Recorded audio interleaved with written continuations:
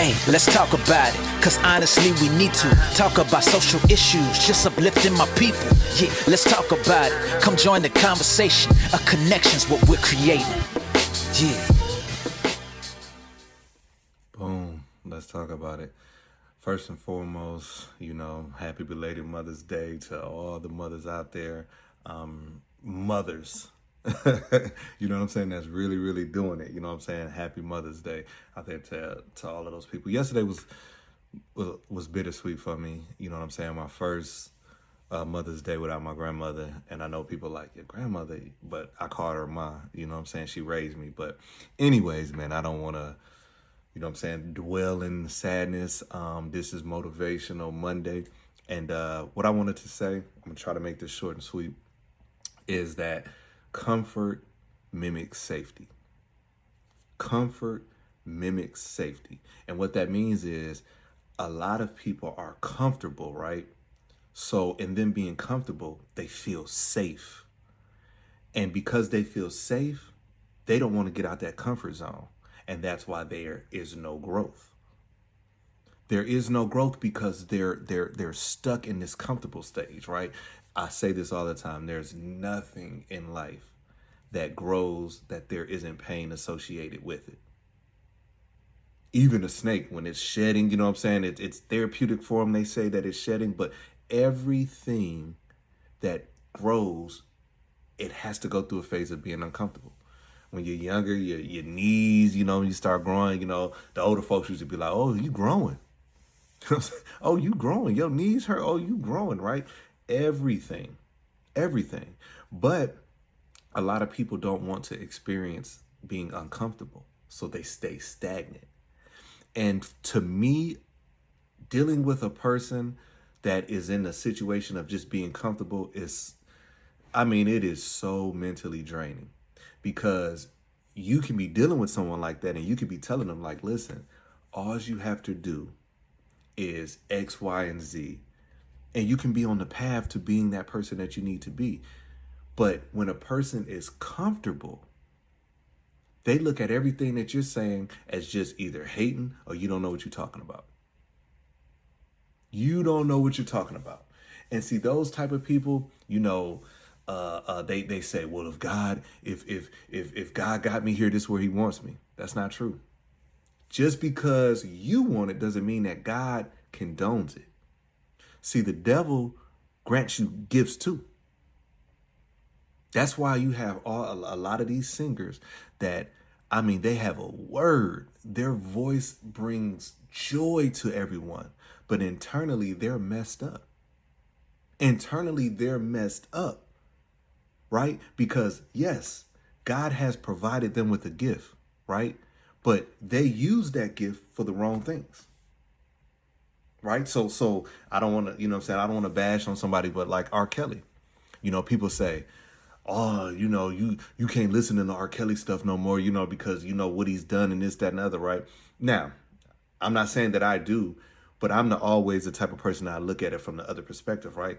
Well, what if you knew what all your quote unquote famous singers did in real life? See, that's the problem. When something comes to the forefront, everybody's like, oh my gosh, oh man, this, that, and the other, right? But they're still human. Now, I'm not speaking on behalf of him to say this, that, and the other, but what I'm saying is how hypocritical we are, right? How hypocritical we are. Because a lot of us in our everyday lives are doing something that God has not condoned, and we wonder why it won't grow. Then there's a segment of people that seems like they got life, figured out. They got all of these blessings, but they're not really blessings because God ain't in it. You sit back sometimes and you think like, man, you watching the news and somebody win the lottery, right? You like 30 something million. Do you know what I would do with 30 something million? I know what you do with 1,000, right? Like, think about that, right? When the people sit back and they be like, man, if I won a lottery, if I had 30 million, you know what I would do? You don't even know what to do with your paycheck. For a lot of people, tax time is their lottery. There's people right now who are already focused on next year's tax time. Think about that. They're already thinking about what they're going to do with next year's tax. Check. But you're saying if you won a $30 million, not even $30 million, if you won $500,000, this is what you'll do. But there's people out there that makes $500,000 yearly and they're still unhappy. The devil sends his, only thing the devil got to do is he just got to know what's in your heart. And you know how he knows what's in your heart? By what you say. Because once you put it out there in the atmosphere, he hears it. And now he's like, okay, cool. That's why a lot of people say, oh man, you know, God sent me to you.